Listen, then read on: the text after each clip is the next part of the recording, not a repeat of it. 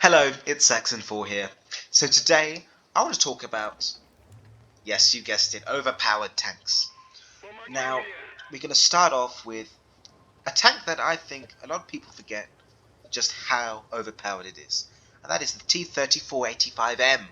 Now, when this first came into the game, I believe I didn't really understand it back then, but it wasn't overpowered. Then they buffed it, and of course, once premiums are buffed, you can't unbuff them once it's hit the live server. So what do we have here? We have a medium with very sloped armor, as the T-34-85 has. But this variant has slightly more armor than the normal T-34, and as you can see, look, my platoon mate here, PQ Nova, is playing the regular one. But despite the fact I've got more armor on the front, we're still going at basically the same speed. In fact, I'm slightly faster. And you have better DPM than some of the other T-34-85 premiums like the Rudy. So you've got better DPM and better armor with the same speed. Oh dear, you know it's going to be completely broken. And if anyone plays or likes to play the tier 6 skirmishes, you know that this tank rules. Yes, the Cromwell gets played a lot as well, but this tank is the prime pick of most clans. So in this, I love Paris, this map. A lot of people hate it. I love city maps. I love the maps with lots of cover. First of all, because artillery leaves you alone generally, but also I like being able to fight and not have to worry about being shot from the other side of the map like on Prokhorovka. Probably going to get a lot of hates for that, but it's just my personal preference. As I like to play aggressively, said, follow me, let's just go at them. We have not killed any of them yet, but oh, I don't like camping. Let's just go forward. Because, well, look, if you look at the map, really, we've got the whole side. We can afford to be aggressive. Bit lucky there that Dick Max wasn't really paying attention. Perhaps he was well, making a coffee, I don't know.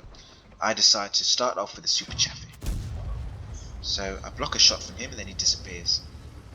Well done, Kisembahano, already taken the first enemy, the first blood. Track him there. Bit of a lucky shot, really. I should have missed that one. And this is why it's just overpowered. Look, it's the same tier tank. Even as a light tank, it's just bouncing on me. It's like I'm a heavy tank. Despite the fact my DPM is insane. This tank has insane DPM. And don't get me started on the HE shells. If you ever get to use them properly, you rack up the damage so fast. It's like you're a tier 7 in a tier 6 matchup. This is what it feels like.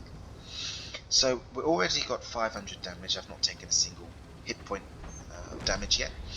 And it's 4-4 and there's a lot of tanks left. SU-85i, I've got that. I got it from the tank rewards. Great tank. It's preferential matchmaking. It's so old it gets the old tank destroyer camo. So after it shoots, it doesn't lose as much camo as the newer tank destroyers. I don't know why I just let him shoot me there for free. A bookie wookie wookie. Oh, look at that, 196 in one shot.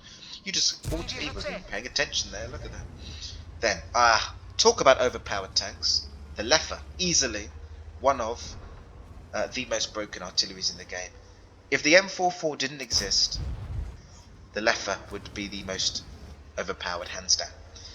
But the M44 is even worse. So I'm thinking, where is this thing? I blind fired it and I disappeared. I'm thinking, just auto aim now. Oh, it hits me. I'm raging. I'm inside. I'm screaming. Why does the artillery hit me? But I mean, to be fair, I should have probably not blind fired before. I should probably shoot at the targets, you know. Then this is what you want to be, an attack with high DPM when you've got the backs of the backs. I'm just spamming the armor piercing rounds. Why would I use the APCR when I've got the backs of the enemies? It's beautiful. I mean, look at this. 276 in a single shot. Insane. I try and penetrate the rear of the KV2. As you can see, it wasn't really working. I should have just used, and I switched back to AP. And the KV2 just sits there going, I don't know what's going on. I'm being shot from the aliens in outer space. I'm thinking, finish off this T-34. Then I can finish off the KV2. It started to turn its turret. Finally, it's woken up. And I don't know what happened there. Oh yeah, I didn't finish it.